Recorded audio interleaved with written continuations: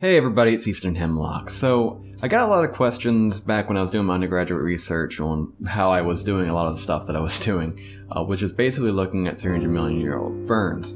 Or, well, in this case, looking at 300 million year old lepidodendrons. However, most people probably don't know exactly what that is, but it's a relative of a fern. So here's the fossils I've been working from today. And I kind of want to show you a little bit of the process that I went through for illustrating and identifying these fossils. So basically what I'm going to be doing right now, well, what I am doing right now, is setting up my little desk in a back room of one of the research departments at Roanoke College, where I'm getting out some paper, getting out some isopropyl alcohol, tape, pencils, all that good stuff, so I can work here with my camera Lucida.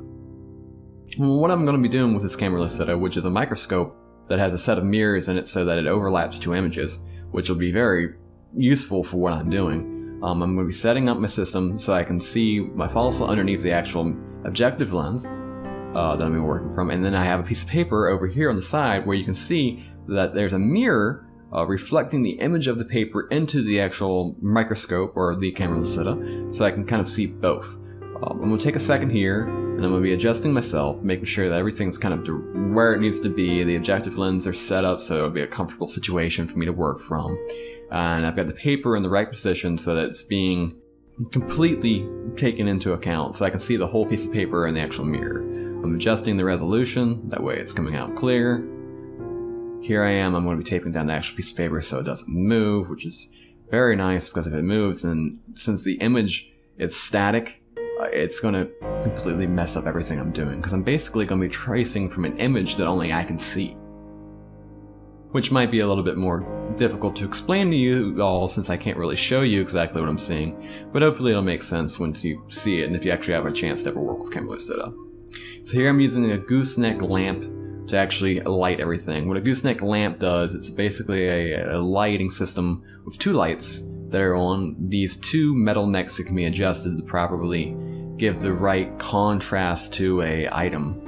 It's very useful for a situation like this. And to be able to heighten that contrast, I'm going to use this isopropyl alcohol mixture that I have already set up. I believe it's 80% alcohol. I'm going to take that, take a little bit of a brush, clean off the surface a little bit because it's kind of dusty from the rock itself. And that way I get the isopropyl alcohol into all the ridges properly, so it gives the highest contrast for when I'm actually looking at it. Makes it easier for me to look at, makes it easier to represent the actual forms. That way I'm not looking at something and it basically just looks like a gray rock underneath the microscope. Readjusting it back so it's directly underneath the objective lens. I'm going to probably adjust the zoom a little bit as well. Of course you can't quite see that just yet. Adjusting the gooseneck lamp. That way I've got a good lighting on both the piece of paper and the actual fossil, because the way that I've got it set up in here, since the room's dark, I still need both objects to be lit so I can see them properly through the actual microscope and the mirror. Another issue that I'm going to kind of be working through while I'm dealing with all this is making sure that the resolution is proper on the actual piece of paper, so when I'm looking through it's not a blurry image, which can happen. Again, adjustment, adjustment, adjustment. There's a lot of prep that comes into working with camera Lucida properly so you can actually get an accurate image. Camera Lucida is actually a very versatile piece of equipment to use if you can actually afford to get one. I was lucky enough to have one already at the lab that I was working with. And you can draw pretty much anything directly from either a 2D or, in this case, kind of a shallow 3D source. And I'm going to be using a couple pencils today. I don't know the brands off the top of my head. They were kind of in a coffee mug back in the back room. We got a 5H, a 4H, and a 2H. I'm going to be working from the hardest of 5H up to 4H up to 2H to make sure that I keep stuff kind of soft and easy to erase, and light and easy to erase as well. When I'm going from the 5H, and as I go up to the darker leads, the 4H and the 2H, it'll make the lines more apparent, so when I get it actually to the light table to start inking, it'll be that much easier to look through the piece of paper and make a accurate inked piece. And what I'm doing here is I'm just getting started. I'm looking at the most apparent lines I can see through the microscope, because I'm basically just going to be tracing what I see through the lenses just by moving my hand. I'm watching my hand through the mirror to make it look like I'm actually tracing the fossil. It's an interesting trick, and it works really well with the camera Lucida, and that's the purpose of the camera Lucida. Now I'm going to speed it up. Now you can see me kind of just going through. Process takes a little while, of course, because I am drawing pretty much everything that I can see on this fossil. There you go, that's a little bit better of a view.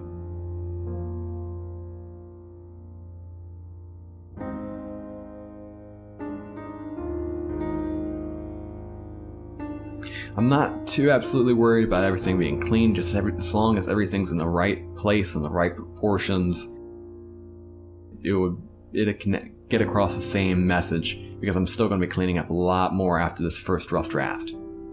Giving the edge of the fossil.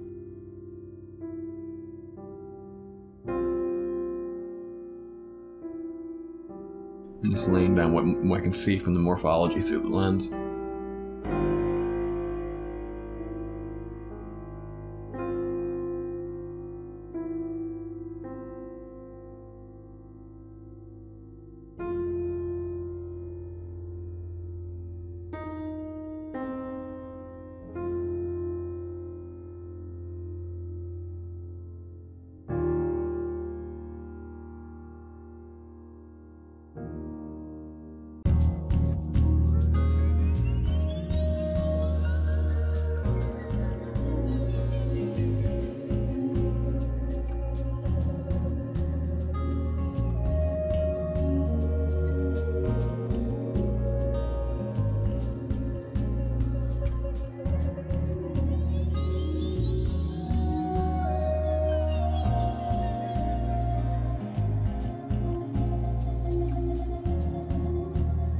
Yeah, what I'm doing here is I'm basically putting down a scale bar, double checking that the scale bar is correct what I'm working with, so I need to have a reference to the fossil for the scale at which I was working with, because I'm using a microscope. It's obviously going to have some magnification that comes along with it.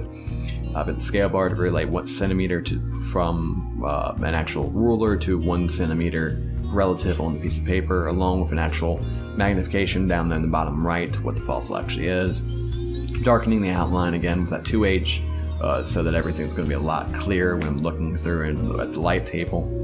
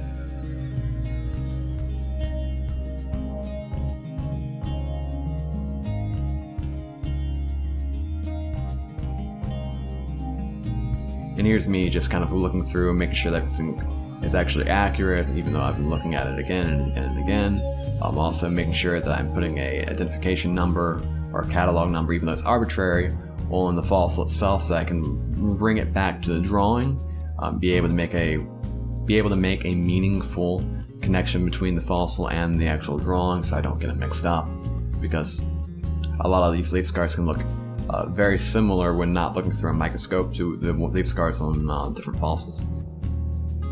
That way, once I identify this drawing, or the species of the lepidodendron in this drawing, I can efficiently identify the species on the fossil. That gives a meaningful discussion on the diversity, and a meaningful discussion on what's actually going on with the paleoecology of the area that I'm working from for this fossil collection. Here, I'm gonna make that nasty little pencil drawing that I just made into something that would actually be publishable and respectful.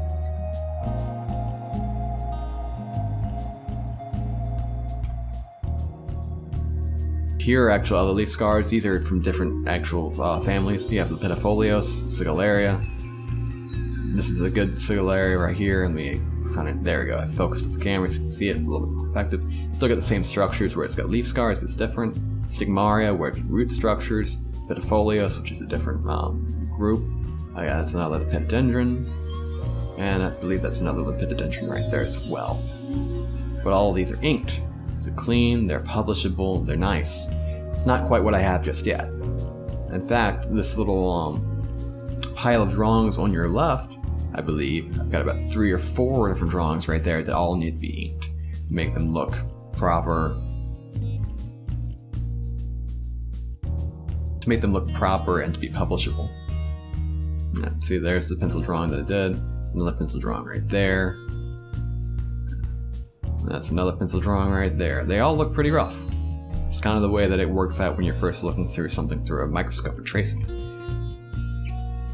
But here, now I'm taking a clean piece of paper, putting it on top, clipping to it with a binder clip so it doesn't move, putting that on my light table.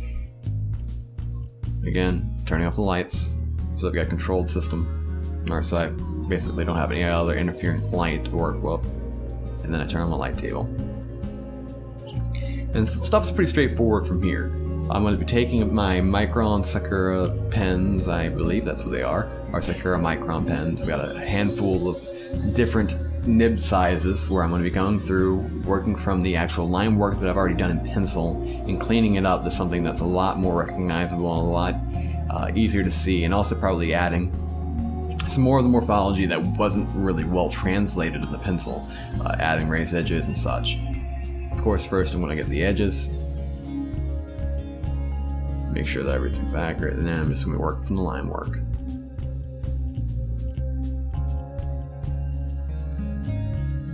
Basically redrawing everything that I just drew, but making sure that it's clean, nice, smooth lines, so it's not the same stray marks everywhere, the same sketchiness everywhere. Something that's, again, publishable, clean, professional.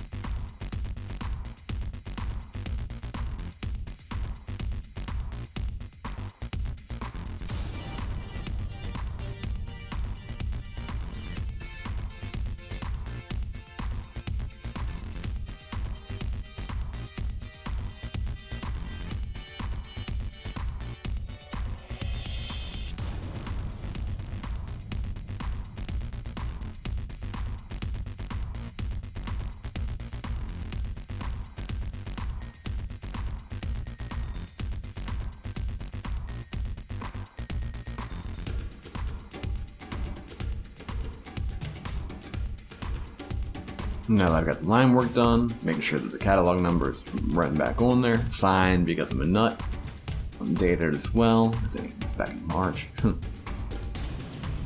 I've got the magnification written down, all of it. Now I'm going to separate the pieces of paper so I don't have the same sketch underneath, turn back on the lights, turn off the light table as well, and now you can see the difference, just how much the difference is between the pen and ink and the actual pencil sketch.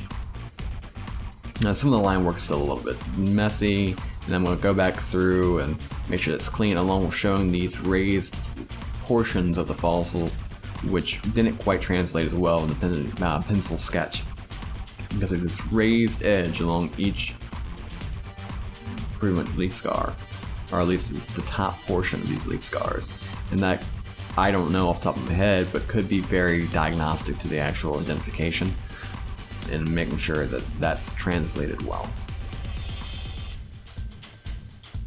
Again, making sure that it's the most accurate representation of the fossil possible to make it scientific and professional and publishable.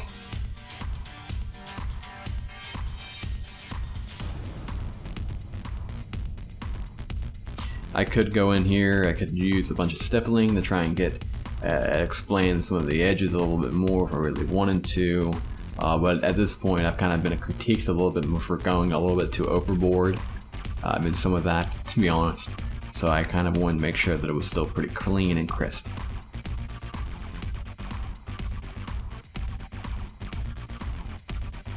And here's just cleaning up the line work a little bit more, making sure everything's a little bit more consistent than it was from just the quick pen and ink that I went through.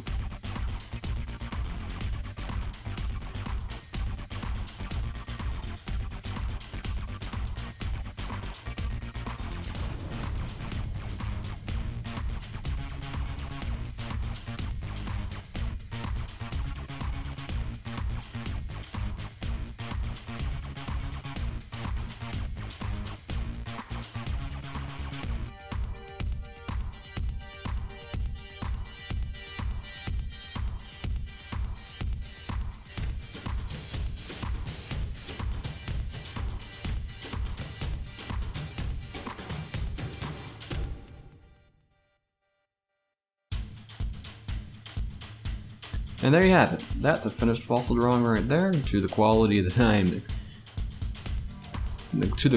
I hold myself. And here I'm just going to kind of compare it, because looking from this, you can kind of get an idea of the diversity that's going on with the lepidodendrons. Of course, this is upside down, and there we go. You can see that these are the other lepidodendron species that I've come across. There's definitely a difference in the morphology kind of going on, at least in the shaping and the sizing. That could always be preservation, that's always an issue, but the size and the way that these are shaped is definitely different. So you can just tell that from looking at them with a first-hand glance.